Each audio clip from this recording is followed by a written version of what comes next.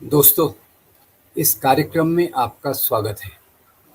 आज हम बात करेंगे नेताजी सुभाष चंद्र बोस पर जो पेपर्स, उनके जो डॉक्यूमेंट्स थे, उनको जब डिक्लासिफाई किया गया तो बहुत सारी सच्चाइयाँ समाज के सामने आई। ये पेपर्स के रिलीज़ होने के पहले, डिक्लासिफाई होने के पहले कई प्रकार की अफवाहों को फैलाया गया, जिनका उद्देश्य था कि ख़ास तौर से जवाहरलाल नेहरू, भारत के पहले प्रधानमंत्री, जो सुभाष चंद्र बोस के काफ़ी अच्छे करीबी मित्र थे, जिनको सुभाष चंद्र बोस बहुत आदर के साथ देखते थे, उन्हीं जवाहरलाल नेहरू के बारे में सुभाष चंद्र बोस का नाम लेकर उनकी बदनामी की जाए, इस उद्देश्य से बहुत सारी अफवाहें फैलाई गई थी। और ये पेपर्स डिक्लासिफाई होने के बाद ये बात पूरा दूध का दूध पानी का पानी साफ हो गया है कि किस प्रकार से नेहरू के बारे में गलत अफवाहें फैलाई जा रही थी, जिनमें किसी प्रकार की कोई सच्चाई नहीं थी। पहली बात ये थी कि जवाहरलाल नेहरू जो भारत के पहले प्रधानमंत्री थे, उन्होंने सुभाष चंद्र बोस के परिवार पर जासूसी करवाई।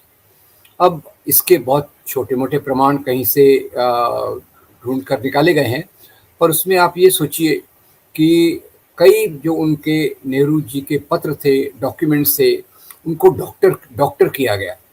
एक मैं आपको उदाहरण बताता हूँ कि ऑल्ट न्यूज़ नाम की जो एक वेबसाइट है, वो एक बहुत महत्वपूर्ण काम कर रही है। उन्होंने जवाहरलाल नेहरू का एक पत्र सामने लाया, जो गलत तरीके से प्रचारित किया जा रहा था। प्रचार किया जा रहा था कि 1945 दिसंबर में जवाहरलाल नेहरू ने British prime minister Lord Clement Attlee को पत्र लिखा कि आप ये जो सुभाष चंद्र बोस रूस में जिन्होंने एंटर किया है, इसके खिलाफ आप कदम उठाइए, क्योंकि ये वॉर क्रिमिनल हैं। अब ये बहुत एक अपने आप में बहुत चिंता वाला और एक सीरियस एलिगेशन नेहरू जी पर लगाया गया। और जब ऑल्ट न्यूज़ ने इसकी पड़ताल की तो पता चला कि वो पूरा जो लेटर था वो डॉक्टर्ड था। डॉक्टर्ड होने के 3 कारण मैं आपको बताता हूँ जो ऑल्ट न्यूज़ ने लाए हैं। पहले तो क्लेमेंट एटली में आप देखिए डबल ई आता है आखिर में, इस लेटर में सिंगल ई है, यानी स्पेलिंग मिस्टेक्स है। दूसरा, ग्रामर की मिस्टेक्स हैं।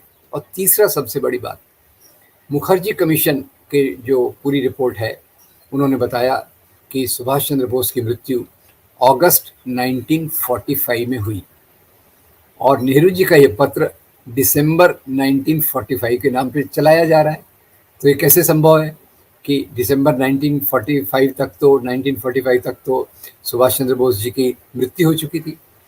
तो ये तो पूरा सरासर झूठ है। दूसरा, उसमें एक वो पहले उदाहरण देते थे कि जासूसी करवाई गई, उसका एक उदाहरण देते थे कि उनकी बेटी के पत्र का डुप्लीकेट किसी एजेंसी ने निकाल कर रखा था। अब इसमें कितनी सच्चाई है ये जानना मुश्किल है।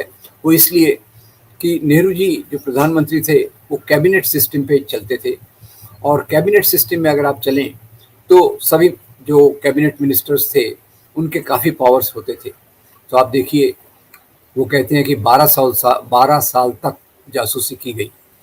तो पंडित नेहरू की कैबिनेट में होम मिनिस्टर्स कौन थे? पहले सरदार वल्लभ भाई पटेल, बाद में गोविंद वल्लभ पंत, इस प्रकार के लोग उनके होम मिनिस्टर्स थे। तो क्या आपको लगता है कि ये सब लोग जो सुभाष चंद्र बोस का इतना आदर करते थे, ये उनके खिलाफ जासूसी करवाएंगे?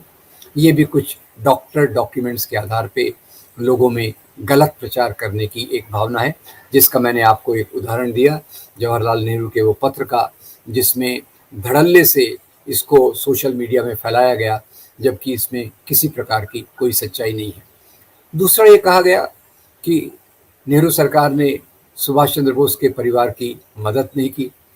अब सौभाग्यवश ये डॉक्यूमेंट्स में क्लियरली आ गया है कि सुभाष चंद्र बोस की बेटी अनीता बोस ये विदेश में रहती थी और सरकार की तरफ से हर महीने 6,000 रुपया इनको दिया जाता था मदद के तौर पे, उनको एक सुभाष चंद्र बोस जी के आदर के तौर पे। अब ये बताइए, ये उस समय की बात है, 1950 1948 से लेके 66 तक की बात है। उस समय 6,000 रुपया कितना बड़ा होता था। मेरे अंदाज से तो हमारे जो भारत के प्रेसिडेंट हैं उनकी सैलरी के बराबर होता होगा। बाद में इसको बंद किया गया। क्यों बंद किया गया?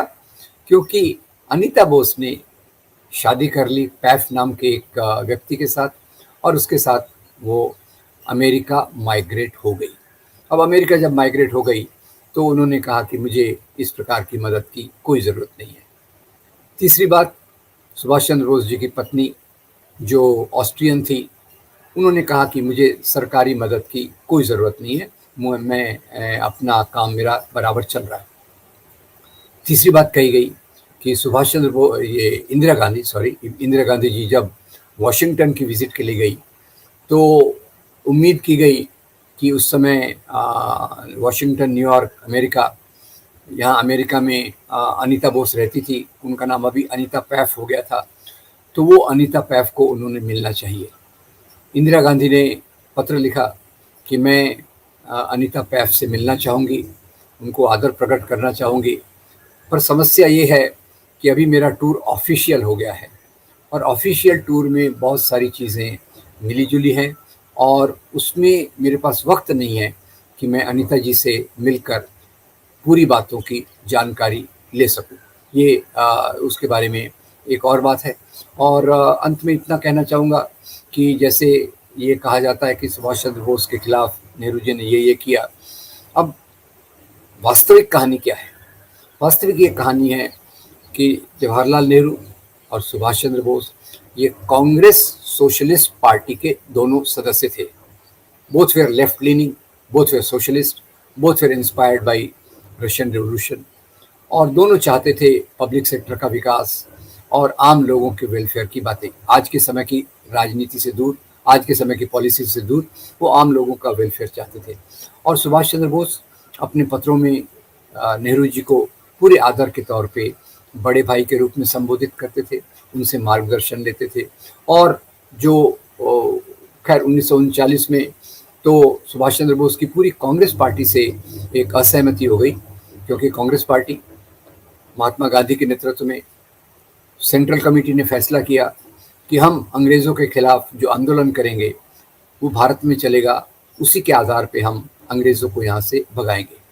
अब इसके उलट सुभाष चंद्र बोस का कहना था कि हम जर्मनी और जापान, जो इंग्लैंड और अमेरिका के विरोध में है, जो इंग्लैंड हमारे ऊपर शासन कर रहा है उसके विरोध में जर्मनी और जापान है, हम जर्मनी और जापान से मदद लेकर हम अपना ब्रिटिश को यहाँ से भगाने की कोशिश करेंगे। तो ये खैर दो बड़े लोगों में मतभेद था, पर उसके बावजूद भी सुभाष चंद्र बोस के लिए नेहरू जी का आदर, गांधी जी का आदर बरकरार रहा है। और उसके लिए मैं दो उदाहरण आपको देना चाहूँगा। पहला सबसे बड़ा उदाहरण ये है कि आज़ाद हिंद फौज के लोग जब उनको कैदी बनाया गया सेकंड वर्ल्ड वॉर के बाद, कैदी बनाकर उनको लाल किले में बंदी रखा गया। और लाल किले की एक घटना है जो गांधी बताते हैं, गांधी जी का सुभाष चंद्र बोस के लिए कितना आदर था। गांधी जी इन कैदियों को मिलने गए, उनके साथ हंसी मजाक किया, और एक हंसी मजाक बहुत प्यारा था। तो वो कैदियों ने गांधी जी को कहा कि भाई हमको यहाँ मुस्लिम टी और हिंदू टी दी जाती है। मुस्लिम, पहले ऐसा एक चलन था, जैसे आज समाज में बढ़ावा दिया जा रहा है, भेदभाव को बांटने की कोशिश की जा रही है, वैसे भी बांटने के लिए हिंदू चाय मुसलमान चाय करते थे। तो गांधी जी ने कहा ये चाय तो आपने नहीं पीना चाहिए। तो कैदी ने उनसे भी आगे जवाब दिया, बोले जी गांधी जी बापू, हम ये चाय पीते नहीं, हम इस दोनों चायों को मिला लेते हैं और उसके बाद पीते हैं। तो गांधी जी भी बहुत खुश हो गए। और सबसे बड़ी बात ये कि इन कैदियों पर जब मुकदमा चला तो ये मुकदमा लड़ने के लिए जवाहरलाल नेहरू, जो इतने सालों तक वकालत छोड़ चुके थे, वो फिर से वकालत करने इनके पक्ष में, इन कैदियों को पक्ष में जवाहरलाल नेहरू, भूलाभाई देसाई, कैलाश नाथ काटजू, ये सब कांग्रेस के लीडर ये वकील बनकर इनके लिए आए। और गांधी जी ने भी सुभाष चंद्र बोस को प्रिंस अमंग पैट्रियट्स, यानी देशभक्तों के बीच का राजकुमार, इस प्रकार से संबोधित किया। और सुभाष चंद्र बोस ने, वो पहले व्यक्ति थे जिन्होंने महात्मा गांधी को राष्ट्रपिता कहा। तो खैर, ये पेपर्स आने से बहुत सारी चीज़ें स्पष्ट हो गई, और सबसे बड़ी बात स्पष्ट ये हो गई कि जो लोग नेहरू और मुख्य रूप से नेहरू के खिलाफ आरोप लगाते थे, उन आरोपों में कोई सच्चाई नहीं है। और सच्चाई ये है कि कांग्रेस पार्टी ने हमेशा सुभाष चंद्र बोस का आदर किया। उनके आदर के रूप में उनको उनकी बेटी को 6,000 रुपये महीने की पेंशन देते रहे, उनकी पूरी प्रकार से मदद करते रहे, और गांधी जी ने भी उनका पूरी तौर से सम्मान किया। और बाकी के भी जो गृह मंत्री आए नेहरू के कैबिनेट में, जैसे सरदार पटेल के बाद गोविंद वल्लभ पंत, इन्होंने भी कोई इस प्रकार का काम करेंगे, इस प्रकार की कोई शंका नहीं है। और जैसे मैंने आपको बताया, नेहरू जी के एक पत्र को डॉक्टर किया गया है, उसको बदला गया है, और वो पत्र के आधार पे हम कह सकते हैं कि उनके खिलाफ ये साजिश है बताना कि इन लोगों ने, कांग्रेस के लोगों ने, नेहरू ने सुभाष चंद्र बोस का कोई आदर नहीं किया और उनके खिलाफ जासूसी करवाई। मैं उम्मीद करता हूँ इससे बातें स्पष्ट होंगी, और हम इन दोनों महान नेताओं सुभाष चंद्र बोस और जवाहरलाल नेहरू, उनका जो भारतीय आज़ादी के आंदोलन में योगदान है, दोनों का पूरा पूरा आदर करेंगे। और इनके बीच जो मामूली मतभेद थे वो एक वैचारिक धरातल पर थे। मुख्य रूप से ये सब ने मिलकर ही हमको आज़ादी दिलाई, इस बात को हम याद रखेंगे। आपका बहुत धन्यवाद। उम्मीद करता हूँ कि ये वीडियो आपको अच्छा लगा होगा। इसको आगे फॉरवर्ड कीजिए, हमारे चैनल को लाइक कीजिए, और सच्चाई के रास्ते पर चलने के लिए इन बातों को सुनिए। आपका बहुत धन्यवाद। Thank you very much.